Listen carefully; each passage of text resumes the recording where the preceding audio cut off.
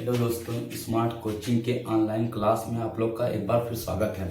आओ हम लोग समझते हैं, कुछ क्वेश्चन को देखते हैं जो आपका एग्जाम व्यू से देखा जाए तो बहुत ही इंपॉर्टेंट है। एक एक क्वेश्चन को हम लोग समझते हैं। आपको कम से कम 25-30 क्वेश्चन हम करवाएंगे इस वीडियो में, और सारे क्वेश्चन को आप बहुत ध्यानपूर्वक उसको समझेंगे। सारे क्वेश्चन को आप देखेंगे, सारे एग्जाम के दृष्टि से देखा जाए तो सारे के सारे क्वेश्चन बहुत इंपॉर्टेंट है। ठीक है, छोटे छोटे क्वेश्चन है, आप उसको बहुत सही समझना। ठीक है, हम लोग क्या कर रहे हैं, मिक्स क्वेश्चन करने जा रहे हैं। देख रहे हैं आप, समझना। आप यहाँ पे आपका पहला क्वेश्चन आपके व्हाइट बोर्ड दिया हुआ है। पहला क्वेश्चन जो है ये कह रहा है देखना, अकेला ए एक काम को 6 दिन में पूरा कर सकता है और अकेला बी उसी काम को 12 दिन में पूरा कर सकता है।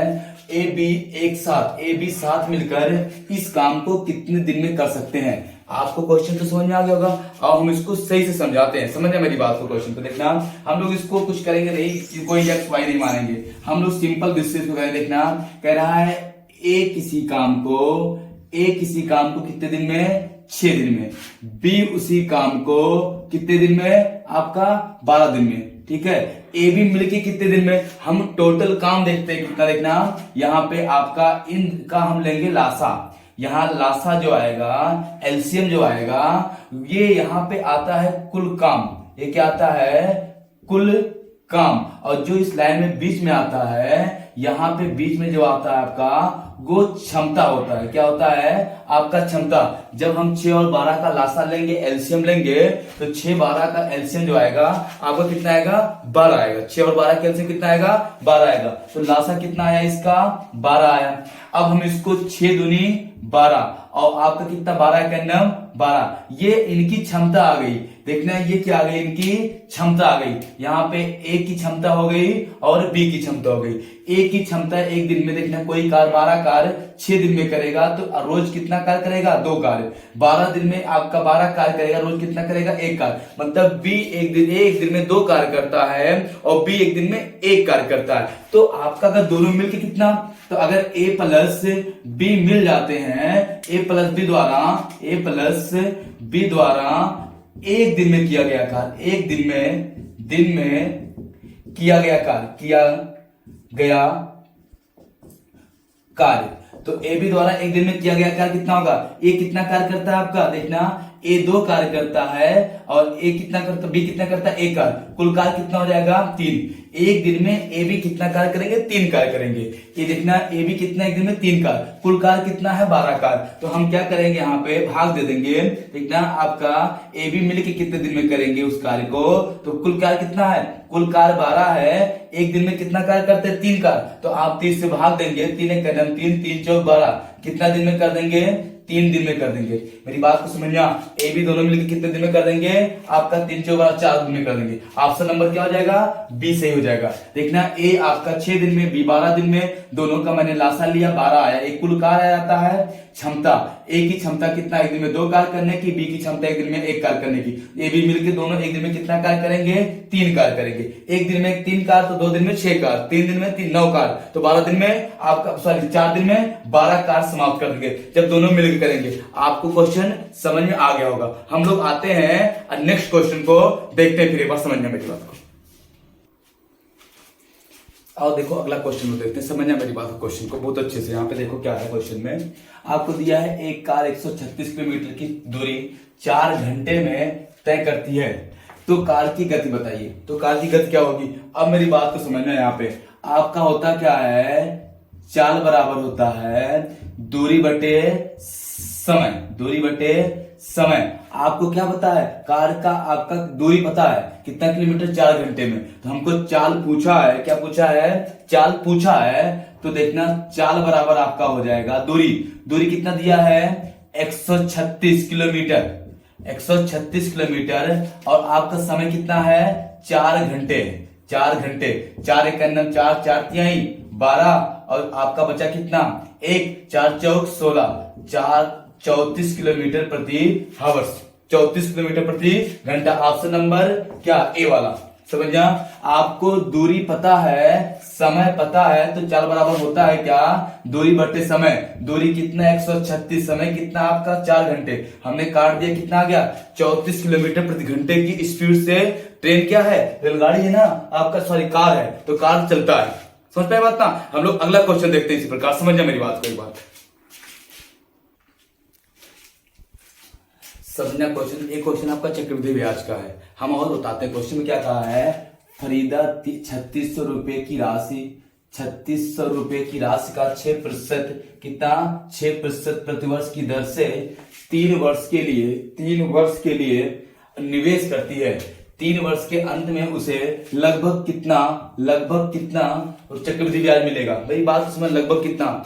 अब जो खरीदा है ना वो 3600 रुपए किसी बैंक में या किसी ट्रस्ट में या कहीं पे आपको जमा करती है, उसको चक्रवृद्धि ब्याज मिलता है 6%। आपका देखना ब्याज दो प्रकार का होता है, एक होता है चक्रवृद्धि ब्याज, एक होता है आपका साधारण ब्याज, आपका सिंपल इंटरेस्ट, और एक होता है आपका कंपाउंड इंटरेस्ट। देखना जो सिंपल इंटरेस्ट होता है वो जो एक बार निश्चित कर दिया गया वो हमेशा ऐसे चलता रहेगा।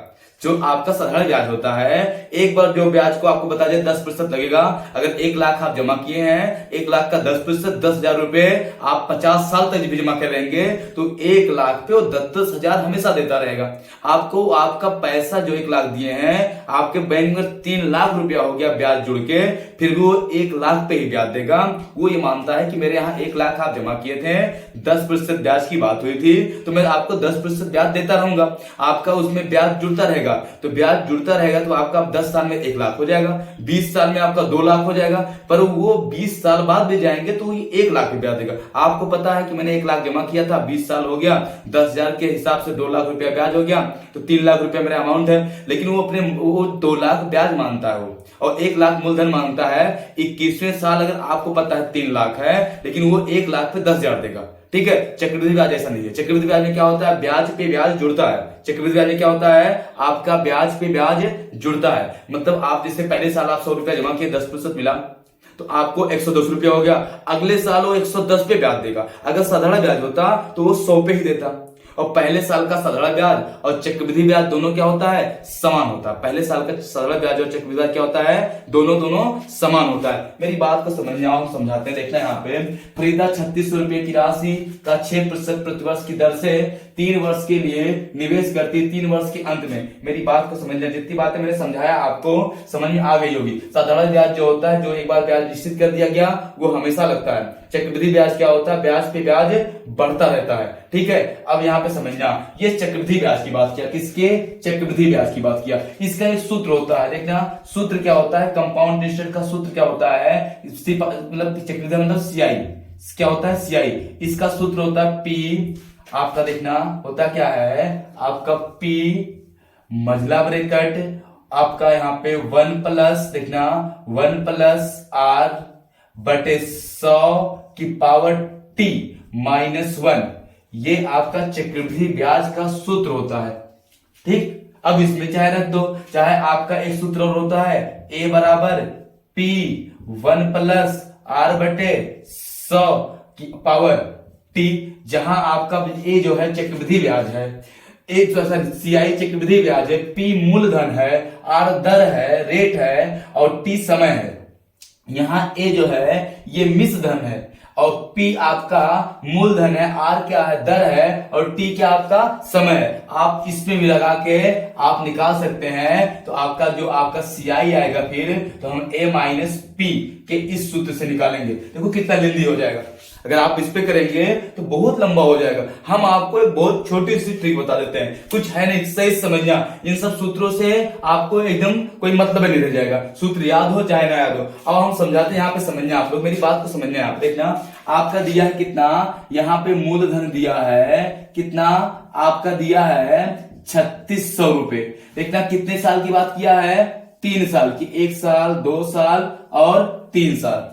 देखना कितने प्रतिशत, आपका 6%, कितना 6%, कितना 6%। पहले साल आपका चाहे साधारण ब्याज हो चाहे चक्रवृद्धि ब्याज हो, दोनों क्या होता है आपका बराबर होता है। चाहे साधारण ब्याज हो चाहे चक्रवृद्धि ब्याज हो, दोनों क्या होता है बराबर होता है। मेरी बात को समझना, आप 3600 का 6% निकालोगे तो आपका देखना 00 कट जाएगा, आपका हो जाएगा 6 के 36 और 6 त्रिक 18, कितना हो जाएगा 6 त्रिक 18 और 3 21 216। आप निकाल लो, यहाँ पे आओ समझाते हैं कैसे निकालते हैं। देखना 3600 का निकालोगे 6% 6/100, ये कटा ये कटा, आपका हो जाएगा छठवा के 36 गुणा करेंगे बचा 3 और 6 त्रिक 18 2, आपका 3 21, कितना 216 रुपया पहले साल ब्याज मिलेगा 216 रुपए। फिर देखना अगले साल क्या होगा, फिर हम निकालेंगे 3600 का 6%, कितना आएगा आपका फिर 216 आएगा। फिर अब की बार इस पे भी ब्याज आपको मिलेगा कितना 6%, हम 216 का 6% निकालेंगे, 6% आपका 6/100 हो जाएगा, गुणा करेंगे छठवा के 36, देखना कितना आएगा छठवा के 36 और आपका 6 का नाम 6 3 9 और 6 दूनी 12, आपका 12 बटे आपका 100 है ना 100, ये 100 से जब भाग देंगे तो आ जाएगा 12.96। तो हमारा अगले साल क्या मिलेगा आपका 12.96 रुपया ब्याज मिलेगा। फिर अगले साल हम लोग क्या करते हैं, यहाँ पे देखते हैं मेरी बात को समझना, अगले साल भी हमको 6% 3600 का आपका 216 मिलेगा, कितना मिलेगा 216 रुपया मिलेगा। ठीक है, हम इसका फिर आपका देखना हम इसका निकालेंगे ब्याज तो यही ब्याज मिलेगा 12.96, इसका भी जब निकालेंगे था कितना 12.96। देखना अब की बार इस पे भी 6% ब्याज मिलेगा, अब की बार क्या होगा इस पे भी आपका 6% ब्याज मिलेगा। तो हम देखते हैं यहाँ पे निकाल लेते हैं, आपका 12.96 का 6% बटे 100, ये छठवा हो जाएगा 36, कितना हो जाएगा छठवा के 36 और 9 छक आपका हो जाएगा 54, 54 3 आपका 57 और ये हो जाएगा आपका 5 6 दूनी 12 12 5 17 और आपका एक बचा और आपके हो जाएगा 6 का नाम 6 और 6 1 7, ये बटे 100 रहेगा तो हमारा हो जाएगा 77.76। देखना है आपको बात समझना, इसका 6% निकाला हमने तो कितना आ गया आपका, देखना ये बात समझिए यहाँ पे, ये आपका 2 अंक पहले था और 2 अंक के तो हमारा 4 अंक बाद लग जाएगा, ये आपका आ जाएगा कितना 0.07776। अब देखना इनको हम जोड़ लेंगे, ये जो पूरा ऐड कर लेंगे ये मेरा क्या आ जाएगा आपका चक्रवृद्धि ब्याज आएगा 3 साल का। समझना मेरी बात को, इसको जोड़ने पर हम जोड़ लेंगे। देखना यहाँ पे ये दशमलव की जो लगभग है इसको छोड़ देते हैं, लगभग हम लोग इसमें लगभग पूछा भी, देखो लगभग बोला भी है तो दशमलव के इधर वाला हम लोग हटा देते हैं, अभी हम इसको खाली से जोड़ लेते हैं। यहाँ पे देखना आप समझना 12 12 24 12 आपका हो गया 36, 36 का आपका देखना इनको जोड़ेंगे आपका 200 200 200 600 16 16 32 16 48, ये हो गया आपका 648 हुआ और 12 24 आपका 48 24 72, लगभग आपका 672 आ रहा, दशमलव के बाद भी कुछ ना कुछ लगभग अंक आएगा। हमारा ऑप्शन देखते हैं यहाँ पे 600 के 72 के करीब कौन सा आपका 600 आपका 76। तो मेरी बात को समझिए यहाँ पे, अब अगर हम दशमलव को जोड़ेंगे आपका तो 1 1 2 और 1 3 और लगभग ये 4 हो जाएगा, दशमलव की इधर वाला ना तो आपका कितना आंसर लगभग आ जाएगा 676। ऑप्शन नंबर कौन सा सी वाला। समझ पाए बात ना, थोड़ा सा एक्चुअली है क्या इसमें कि मेरे बाबू क्वेश्चन जो ना बहुत दशमलव में चला जा रहा है, तो दशमलव में जाने की वजह से जो कट रहा है इसी थोड़ा सा लेंदी हो जा रहा है, लेकिन आपकी ये विधि सबसे परफेक्ट और सबसे बेस्ट होती है, सूत्र से लाख गुना अच्छी होती है, सारी ट्रिकें आपका इस पे सेट हो जाती है। ठीक है, आपको मैं अपने उसमें वीडियो में चक्रवृद्धि ब्याज जब पढ़ाएंगे आपको तो वहां पे चक्रवृद्धि ब्याज जब पढ़ेंगे तो ये आपको बहुत अच्छे समझ में आएगा। अभी तो आपको बड़ा दिख रहा होगा सर जी सूत्र से बताते हैं, पर सूत्र से लाख गुना बेटर होता है। बस एक चीज आपको नियम पता हो जाए, चक्रवृद्धि ब्याज साधारण ब्याज ऐसे इसी खत्म हो जाता है, सूत्र बार बार आपको याद करना पड़ेगा। ठीक है, इसको आप समझिए, नोट कर लेना। हम